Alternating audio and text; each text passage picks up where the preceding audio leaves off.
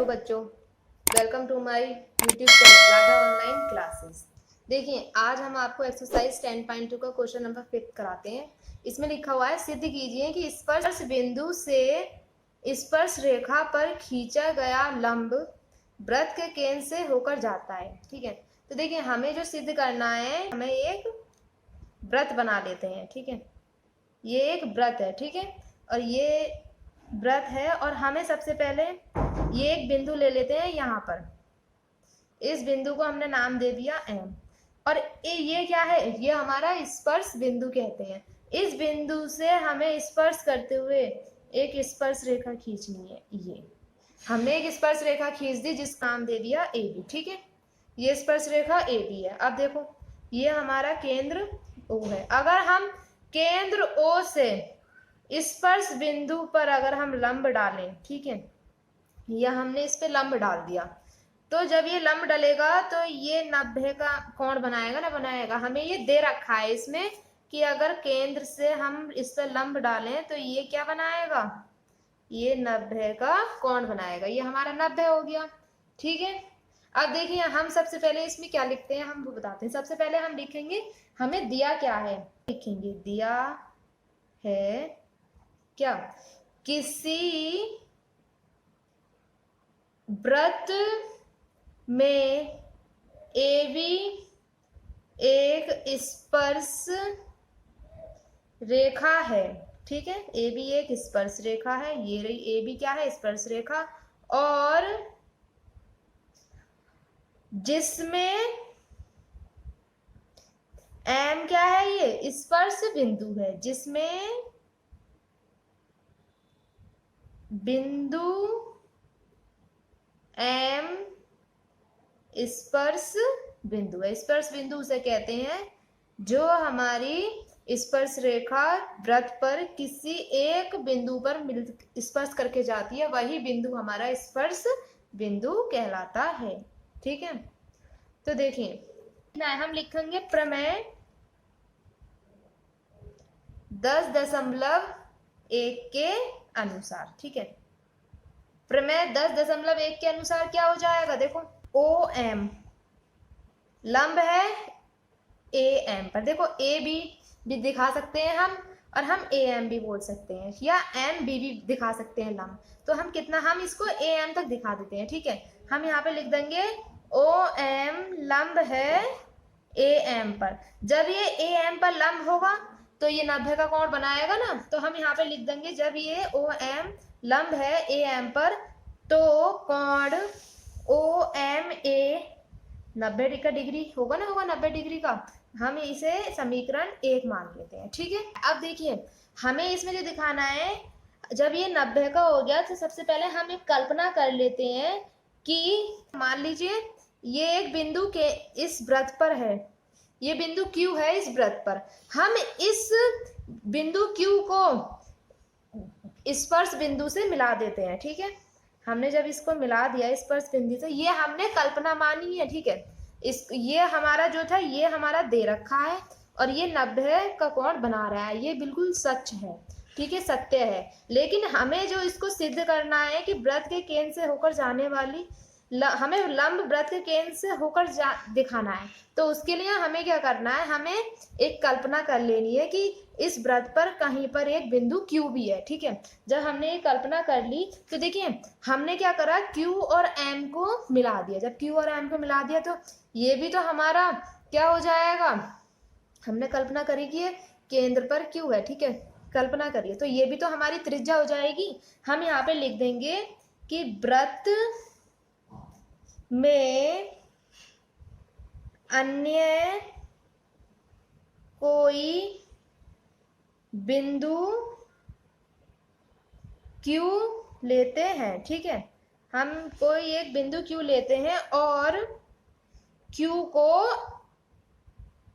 M से मिला देते हैं। ठीक है, Q को M से मिला देते हैं। हमने इतना काम कर दिया, Q से M को मिला दिया। अब देखिए माना, हम मानेंगे। अब मानेंगे क्यों, जो हम ये मानेंगे ना, ये हम कल्पना कर रहे हैं इसकी। ठीक है, ये सत्य नहीं है, हम सिर्फ इसकी कल्पना कर रहे हैं। माना कल्पना करते हैं, ठीक है। मैंने क्यों लिखा है ये ब्रैकेट के अंदर, क्योंकि हम सिर्फ इसकी कल्पना कर रहे हैं, सच में है नहीं। कल्पना करते हैं कि Q केंद्र से होकर जाता है, कल्पना करते हैं कि Q केंद्र से होकर जाता है। जब ये Q केंद्र से होकर जाएगा तो QM हमारा त्रिज्या नहीं हो जाएगी। जब OM केंद्र से जा रही है तो ये भी हमारी त्रिज्या हो गई, तो QM भी हमने त्रिज्या मान ली, कल्पना करी है, इसे है नहीं, ठीक है। तो हम लिख देंगे तो QM त्रिज्या होगी, ठीक है।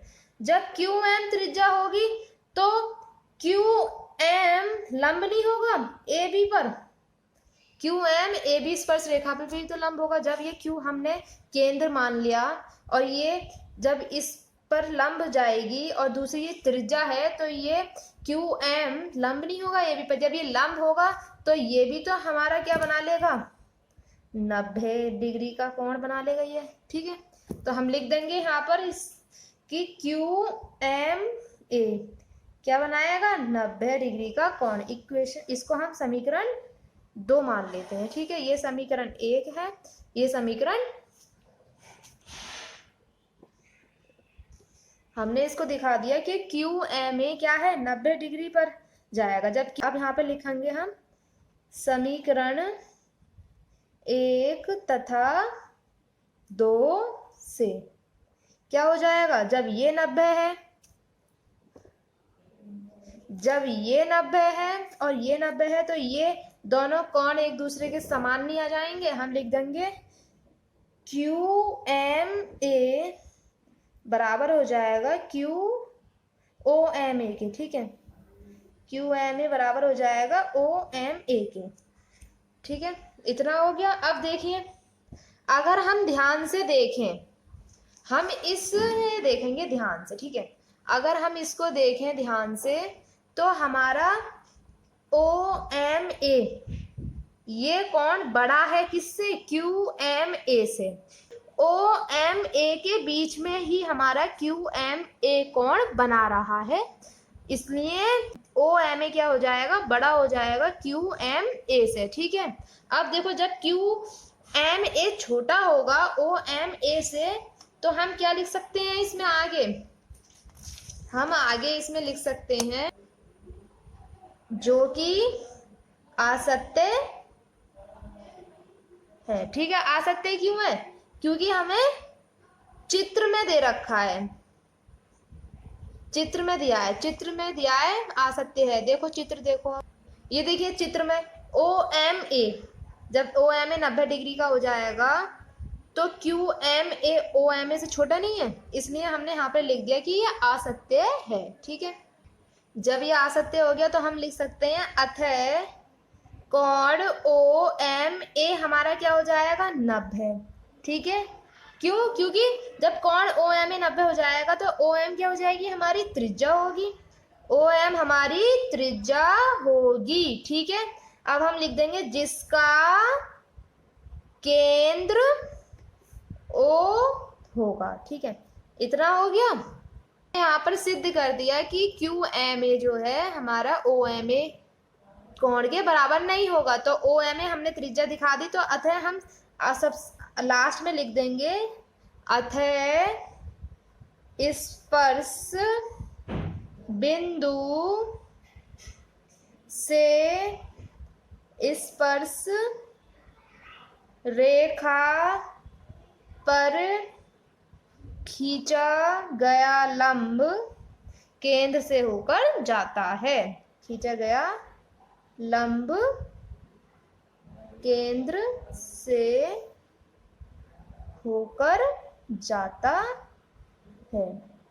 हमें यही सिद्ध करना था कि केंद्र O हमारे की स्पर्श रेखा पर लंब है, लेकिन हमें इसे सिद्ध करने के लिए हमें एक और बिंदु की कल्पना करनी पड़ी थी। जब हमने उस बिंदु को दिखा दिया कि वो बिंदु खुद हमारे केंद्र से होकर नहीं जा रहा, तो हमने ये दिखा दिया कि OM 90 है तो OM हमारी त्रिज्या हो जाएगी, ठीक है। यहाँ पर हमारा ये आंसर पूरा हो। प्लीज़ चैनल को सब्सक्राइब कर देना, लाइक कर देना एंड शेयर कर देना। Thank you.